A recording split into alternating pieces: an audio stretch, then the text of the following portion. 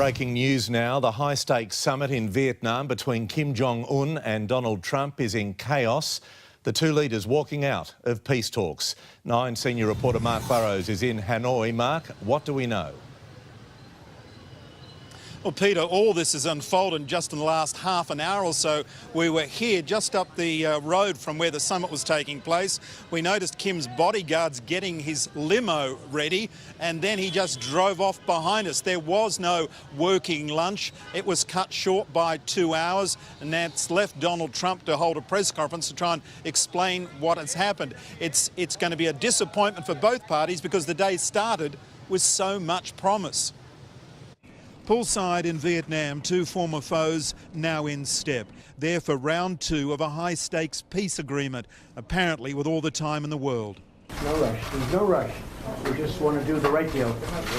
Donald Trump and Kim Jong-un began the day with a public meeting, the chairman using a translator to acknowledge their many doubters.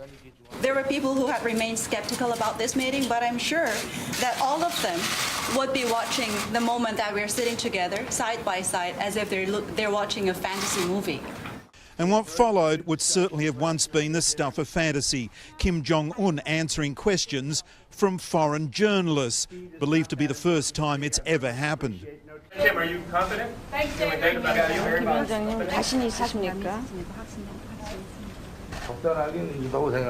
Well, it's too early to tell. But I wouldn't say that I'm pessimistic.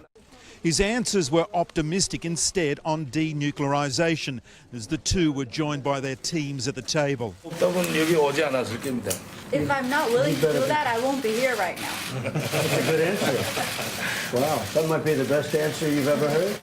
They discuss what could be the most practical step towards peace so far, a US liaison office in Pyongyang, both agreeing that it was a good idea. Then, just after midday, an incredible shift.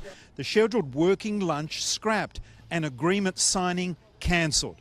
And this is the very moment that Kim left the summit, the most dramatic moment of the day. His motorcade is leaving. We're still unsure exactly why, whether it's a good sign or a bad sign. Everybody here was holding their breath, and they can't believe that Kim is now leaving early.